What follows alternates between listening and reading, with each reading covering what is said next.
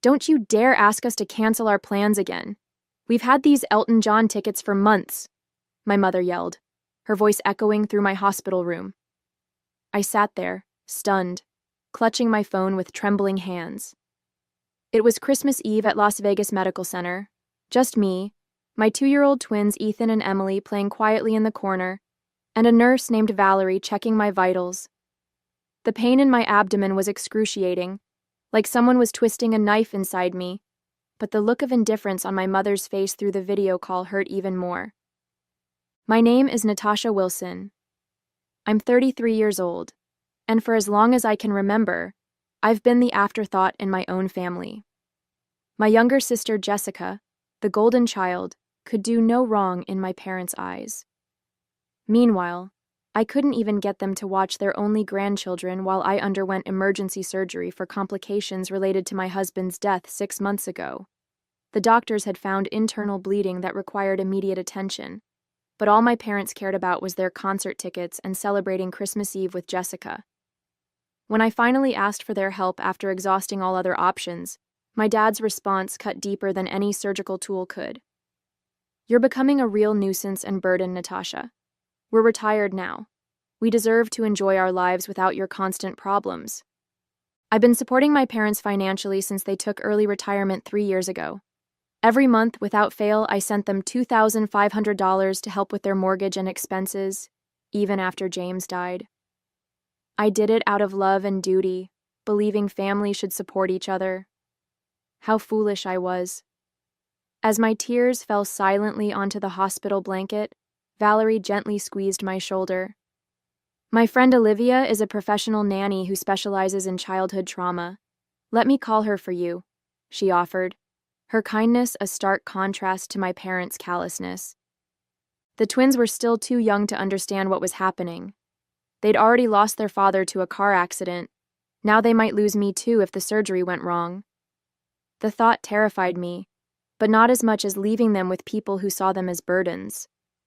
In that moment, with pain shooting through my body and disappointment crushing my heart, I made my decision.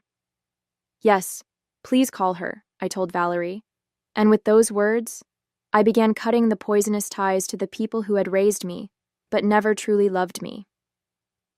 As I hung up the phone, a wave of memories washed over me.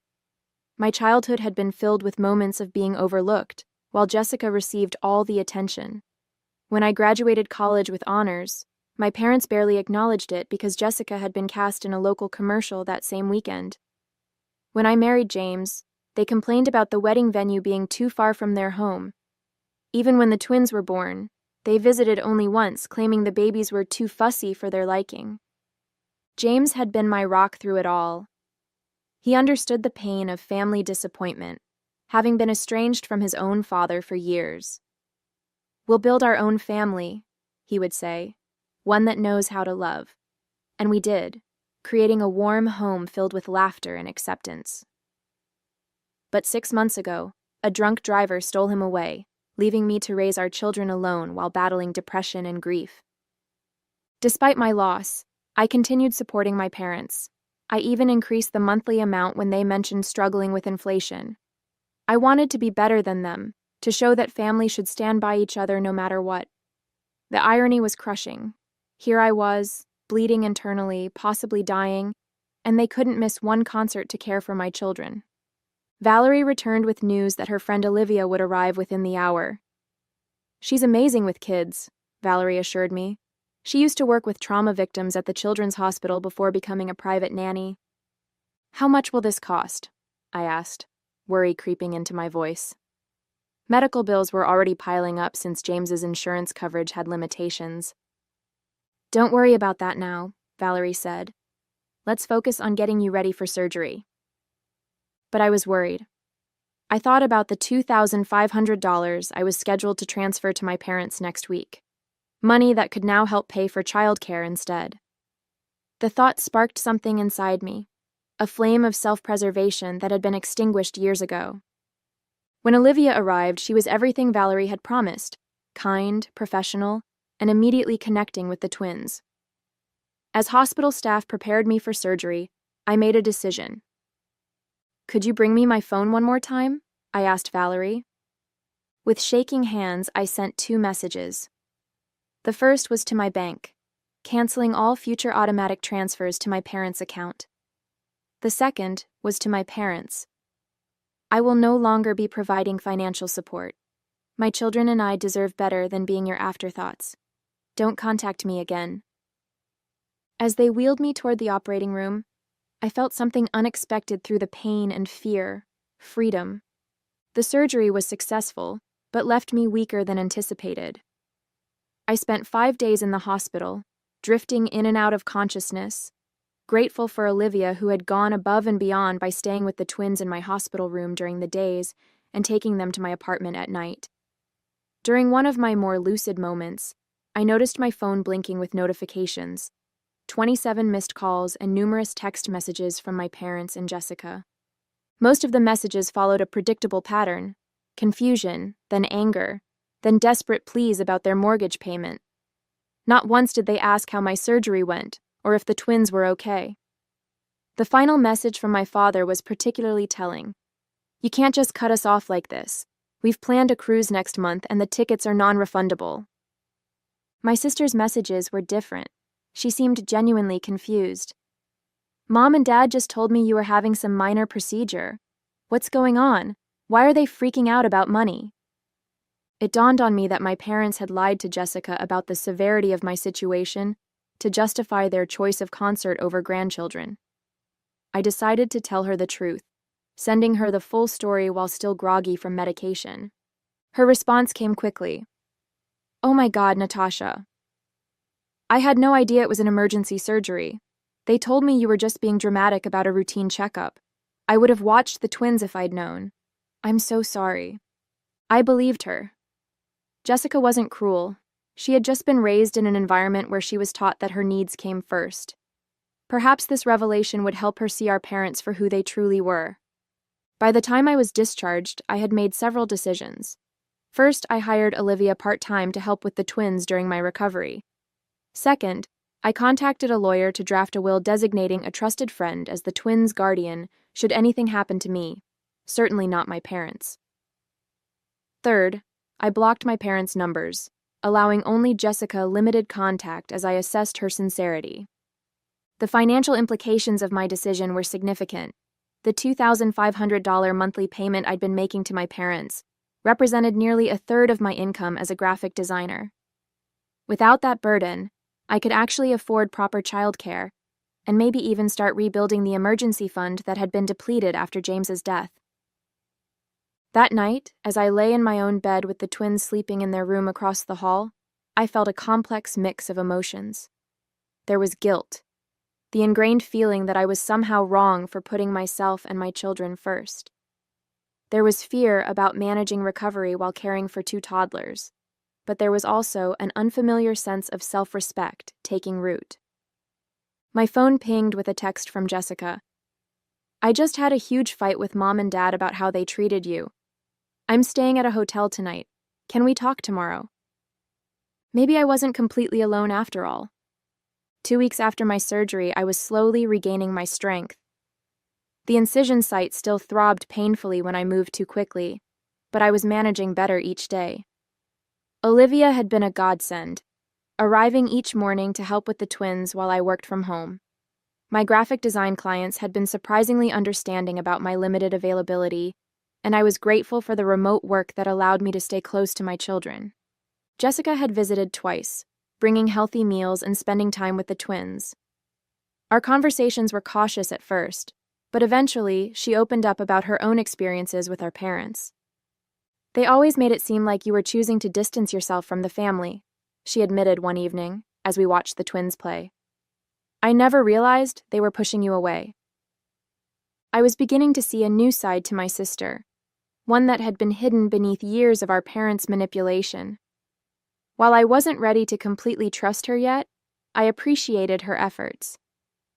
Then came the knock at the door I had been half expecting. Through the peephole, I saw my parents standing in the hallway.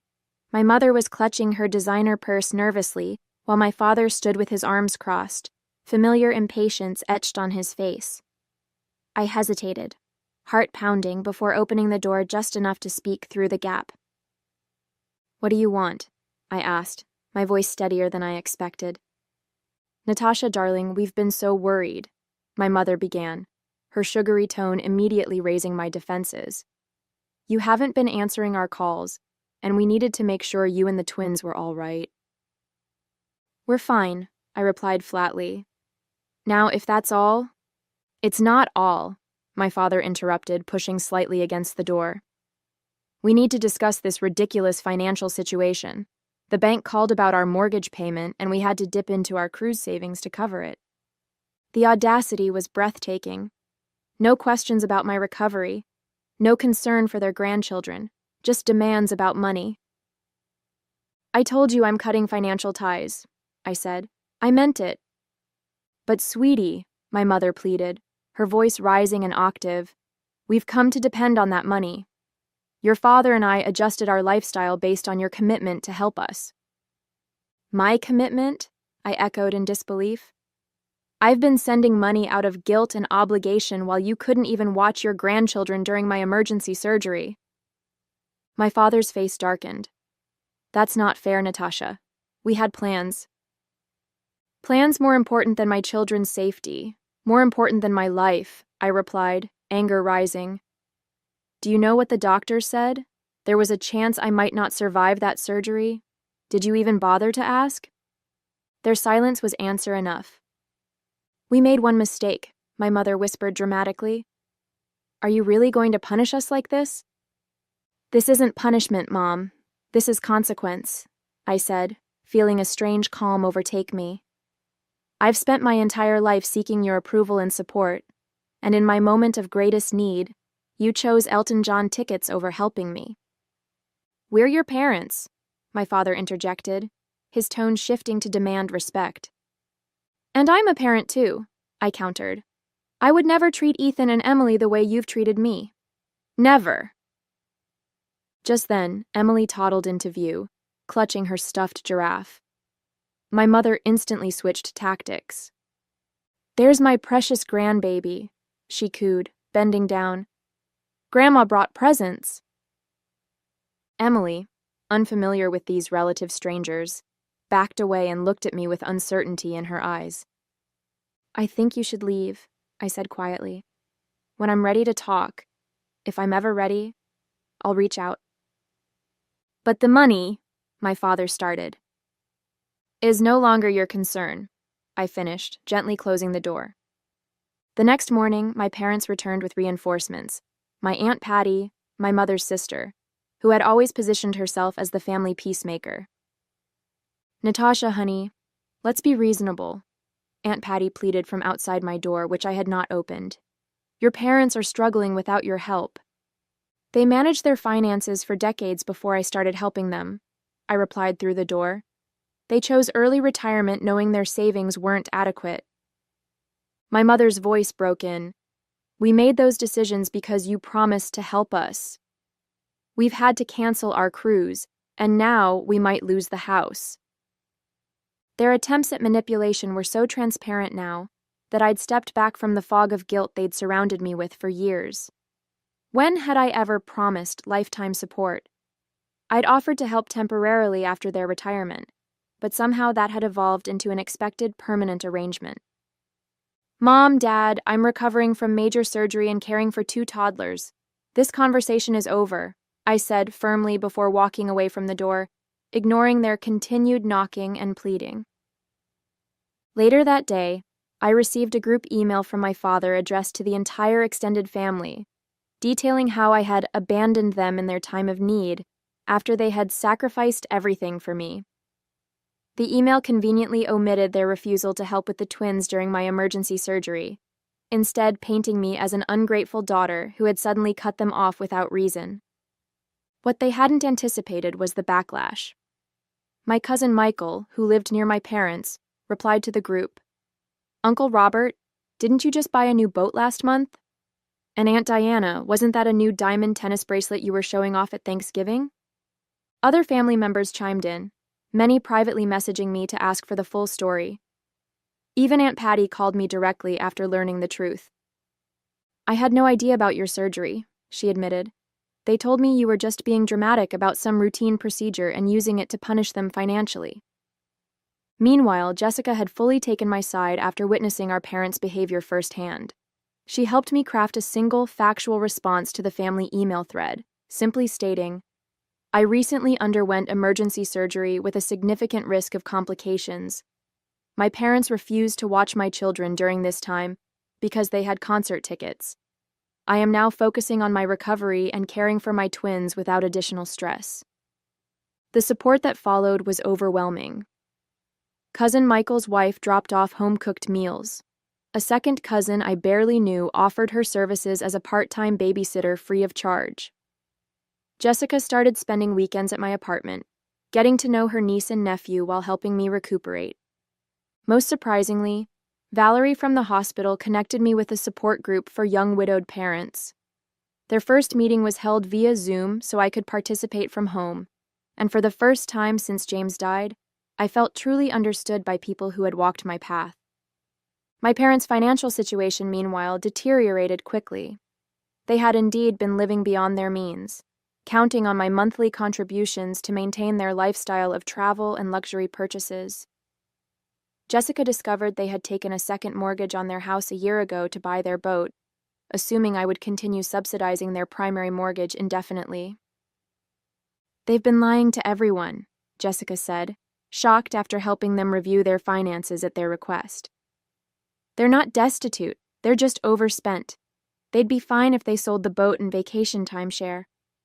Their increasingly desperate voicemails and texts continued, but with each passing day, their hold on me weakened. I was building something new from the ashes of their betrayal, a genuine support network based on mutual care rather than obligation. 1 month after my surgery, a major unexpected twist occurred. My parents received a foreclosure notice. Jessica called to inform me, her voice a mix of concern and exasperation. "They're in complete panic mode," she explained. "The bank is giving them 60 days to catch up on payments or they'll lose the house." "What about their retirement funds?" I asked, bouncing Emily on my knee while Ethan napped. "Mostly depleted. They spent a chunk on that boat, then invested the rest in some scheme Dad's golf buddy recommended. They lost almost everything," Jessica sighed. "I'm not saying you should help them, Natasha. I just thought you should know." Later that evening, I received desperate texts from both parents, now abandoning all pretense of concern for my well-being and openly begging for money. My mother's message was particularly revealing. "We never thought you'd actually cut us off. We assumed you were just angry and would start sending money again after a week or two." Their assumption that my boundaries weren't real infuriated me. All those years of putting their needs before mine, of accepting their mistreatment, they had never respected me at all. Meanwhile, my own life was transforming in unexpected ways. The support group had become a lifeline, connecting me with other parents facing similar challenges. Through them, I met Diana, a real estate agent whose husband had died of cancer 2 years earlier, leaving her with a 3-year-old son. She helped me consider options I hadn't thought possible, like selling my too-small apartment and using the equity to move to a more affordable neighborhood with better childcare options. I'd also started a small side business designing memorial websites, inspired by the one I'd created for James. Several members of my support group had commissioned sites, and word was spreading. For the first time since becoming a widow, I felt a sense of purpose beyond mere survival. The contrast between my growth and my parents' collapse became even more apparent when they showed up unannounced at my apartment again, this time with a detailed spreadsheet of their debts. "We need $14,000 to catch up on the mortgage and avoid foreclosure," my father explained, his usual authoritative tone now tinged with desperation. I invited them in, not out of obligation, but because I was curious to hear their perspective now that they were truly facing consequences. "What about selling the boat?" I asked, gesturing for them to sit at my small dining table. "We'd take a loss," my father protested. "And the timeshare?" "We've tried, but the market is terrible," my mother added quickly. "Besides, those are our retirement luxuries." I almost laughed at the absurdity. Luxuries you can't afford. We could afford them with your help, my father countered, his tone hardening. It's the least you could do after everything we've done for you. What exactly have you done for me? I asked quietly, the question hanging in the air like a challenge. The twins chose that moment to toddle into the room, Ethan clutching his favorite truck and Emily babbling happily. My parents' expressions softened instantly. There are our precious babies, my mother cooed, reaching for Emily, who promptly hid behind my legs. They don't know you, I stated simply. You've seen them, 3 times in their lives? You chose not to be involved? That's not fair, my father protested. We're busy people. Too busy for your only grandchildren. Too busy to help your daughter through emergency surgery, but not too busy to ask for money, I observed. I think that says everything about your priorities. My mother's face crumpled. Whether from genuine emotion or calculated manipulation, I couldn't tell anymore. Without your help, we'll lose everything, she whispered. I lost my husband, I replied, my voice steady. My children lost their father. We survived. You'll survive too. 3 months after my surgery, my parents faced the inevitable. They were forced to sell their house to avoid foreclosure. Jessica kept me updated on their situation, though I maintained my distance. They had managed to find a modest condo, significantly downsizing from their 4,000-square-foot lakefront property. My father had reluctantly sold his boat at a loss, and they had finally unloaded the timeshare for a fraction of what they'd paid. They're actually blaming you for their financial problems in front of everyone, Jessica informed me during one of her weekly visits. It's bizarre to watch. They tell anyone who'll listen that you abandoned them after promising lifelong support. Let them talk, I replied, feeling surprisingly unbothered. The truth speaks for itself. And it did. My extended family had largely rallied around me after learning the full story. Even my father's sister, who had always taken his side in family disputes, called to express her support after hearing about their refusal to help during my surgery. Meanwhile, my own situation had improved dramatically. Diana from my support group had helped me find and purchase a small 3-bedroom house in a family-friendly neighborhood. The mortgage payments were actually less than my apartment rent had been, and the twins had a backyard to play in for the first time in their lives. My side business designing memorial websites had grown enough that I could reduce my graphic design clients and focus on work that felt meaningful. Olivia still helped with childcare 3 days a week, but I'd adjusted my schedule to maximize time with Ethan and Emily. Most importantly, I'd found a community. Neighbors brought casseroles when we moved in. The support group organized playdates. Jessica had become a genuine sister rather than a competitor for our parents' affection. Even Valerie from the hospital occasionally stopped by with her children. I had lost my husband and cut ties with my parents, yet somehow I felt less alone than ever before. 6 months after my surgery, I received a letter, an actual handwritten letter from my mother. I almost threw it away unopened, but curiosity won out. Inside was something I'd never seen before. A genuine apology. I've had time to reflect on my behavior, she wrote. Watching you build a life without our help has forced me to confront some painful truths about myself as a mother. I was jealous of your independence, your resilience. I resented that you didn't seem to need me the way I needed my own mother. But now I see that you did need me, just not in the ways I wanted to be needed. When you asked us to care for the twins during your surgery, you were reaching out and we failed you completely. I'm deeply sorry. The letter continued, explaining how they had completely restructured their finances. My father had taken a part-time job at a local hardware store. They had sold most of their luxury items and were living modestly for the first time in decades. She didn't ask for money or even forgiveness, just acknowledgement of her apology.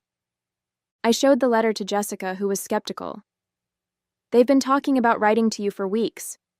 Dad was against it at first, but I think he's starting to see things differently too, especially after his heart scare last month. Heart scare? I asked, concerned despite myself. Just high blood pressure and chest pains, but it scared him. He's on medication now and actually following doctor's orders, Jessica explained. I think facing mortality has humbled him a bit. I wasn't ready to respond to the letter immediately. I needed time to process my feelings. Was this genuine remorse or another manipulation tactic? Had they truly changed, or were they simply adapting their strategy? That night, I looked at old family photos for the first time since cutting ties. Behind the smiling faces, I saw patterns I'd been blind to before. My parents had always been performers, playing the role of perfect parents while serving their own needs first. A year after my surgery, I finally agreed to meet my parents at a neutral location, a quiet cafe near my new home. When they arrived, I barely recognized them. My father seemed smaller somehow, his confident posture replaced by a humbler demeanor. My mother's designer clothes had been exchanged for simple, practical attire. The twins were with Jessica for the afternoon. I wasn't ready for a family reunion just yet. We sat in awkward silence until my father did something unprecedented. He cried. "I've been a terrible father," he admitted, his voice breaking, "and an even worse grandfather. I don't expect your forgiveness, but I want you to know that I see it now. How selfish we've been." My mother reached across the table, not quite touching my hand, but gesturing toward it. "We've spent months in family therapy," she explained. "It was Jessica's idea, and we resisted at first, but it's been transformative. I didn't rush to forgive them or make promises I couldn't keep. Instead, I shared pictures of the twins and told them about our new life. They listened without interrupting, without making it about themselves, perhaps for the first time ever. As we parted, my father asked quietly, "Would it be possible someday to know our grandchildren?" I considered this carefully before answering. "That depends on your actions, not your words. If you're genuinely committed to change, we can start with short, supervised visits. But understand this, my children will only have relationships with people who respect their mother." Walking away from that meeting, I felt neither the crushing weight of obligation nor the burning resentment that had defined our relationship for so long. Instead, I felt something new, the calm assurance of a woman who knew her worth, who had created boundaries and would enforce them without apology. Whether my parents could truly change remained to be seen, but I had already transformed, from a daughter desperate for approval into a mother fierce in her protection and clear in her expectations.